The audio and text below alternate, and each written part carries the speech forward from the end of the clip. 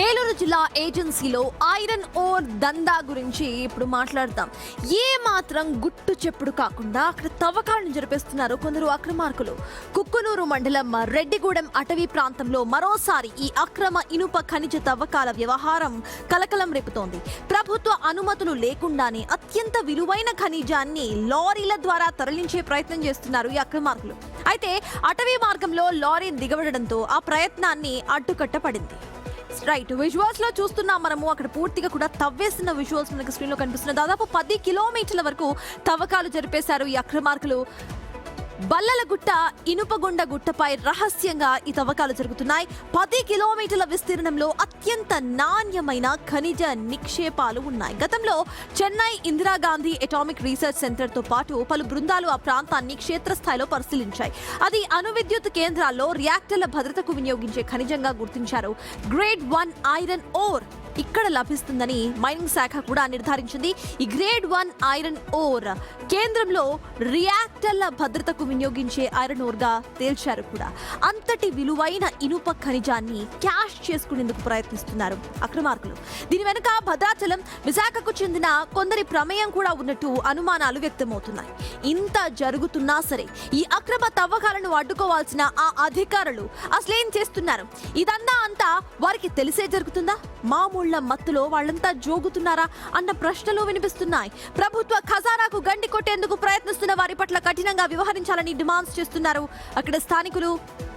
ఇదే అంశంపై more details మా ప్రతినిధి సాగర్ అందిస్తారు. సాగర్, చెప్పండి, అక్కడ 10 కిలోమీటర్ల మీద ఇటు చాలా విలువైన ఖనిజం ఉందంటే ఖచ్చితంగా అదొక సెక్యూర్డ్ జోన్ అయి ఉంటుంది. అట్లాంటి చోట ఈ అక్రమ దందా నడుస్తుందంటే, అధికారులకు తెలియకుండా నడుస్తుందంటే ఖచ్చితంగా తెలిసే ఉంటుందని అనుకోవచ్చు. సో అధికారులు అసలు ఏం చేస్తున్నారు? ఇప్పటి వరకు కళ్ళు మూసుకొని ఎందుకున్నారు సాగర్?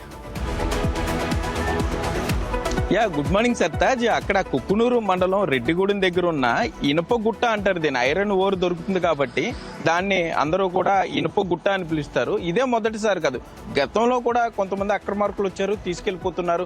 కానీ అధికారులు మాత్రం చూసి చూనట్లు వ్యవహరిస్తున్నారు. ఎందుకని అంత నిర్లక్ష్యంగా ఎందుకు ఉండాలి? లారీలు వేసుకొచ్చి మరీ పట్టుకెళ్ళిపోతున్నారు. మరి భద్రాచలం, విశాఖపట్నం చెందిన పెద్దల ప్రమేయం ఉంది. ఎవరా పెద్దలు?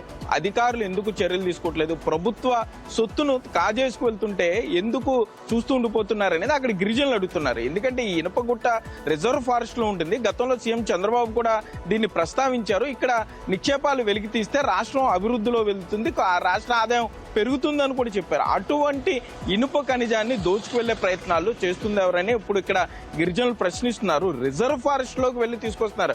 అక్కడ ఏదో బయట మామూలుగా నాగరిక ప్రపంచంలో కాదు, రిజర్వ్ ఫారెస్ట్ లోకి వెళ్ళి జేసీబీలతో వెళ్ళి లారీలు వేసుకెళ్ళి తెచ్చేస్తుంటే మరి ఫారెస్ట్ అధికారులు ఏం చూస్తున్నారు? మైనింగ్ అధికారులు ఏం చేస్తున్నారు? అక్కడ ఉన్నటువంటి పోలీసులు ఏం చేస్తున్నారు అంటూ కూడా ప్రశ్నిస్తున్నారు. దీన్ని ముందుగానే అడ్డుకోకపోతే రాష్ట్ర ఆదాయానికి పెద్ద ఎత్తున గండిపడే అవకాశం ఉందని కూడా గిరిజనులు చర్యలు తీసుకోవాలంటున్నారు. ఎందుకంటే ఇప్పటికే ప్రభుత్వం తీసుకోవాలి, అవసరమైతే ఆ ఖనిజాన్ని టెండర్లు పిలవాలి. పోలవరం ప్రాజెక్టు పూర్తయితే ఎప్పుడు అక్కడ ఇనుప ఖనిజాలు ఉన్నాయనేది గుర్తించారు. అప్పటి నుండి ఇప్పటి వరకు ఎందుకు అక్కడ సెక్యూరిటీను కానీ లేకపోతే టెండర్స్ ను కానీ అధికారులు పిలవలేదు సాగర్?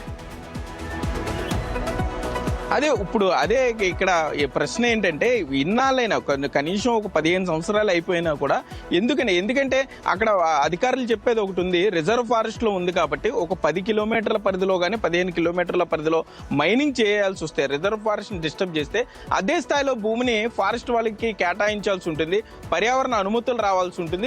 ఇవన్నీ లేట్ అవుతున్నాయి కాబట్టి దాని మీద ఆ ఖర్చు అన్ని బేస్ చేసుకుని 10 కిలోమీటర్లకి ఇప్పుడు రిజర్వ్ ఫారెస్ట్ వాళ్ళకి ఇచ్చే భూమి అక్కడ లేకపోవడంతోనే ప్రభుత్వం కొంత వెనకడుగు వేస్తుందని సమాచారం ఉంది. కానీ ఇప్పుడు భూమి ఇవ్వకపోయినా అక్రమార్కులు తవ్వుకెళ్ళిపోతుంటే వారి మీద అయినా చర్యలు తీసుకోండి అంటూ కూడా అక్కడ గిరిజనులు కొంత ఆవేదన వ్యక్తం చేస్తున్నారు, ఆగ్రహం వ్యక్తం చేస్తున్నారు. సర్తాజ్.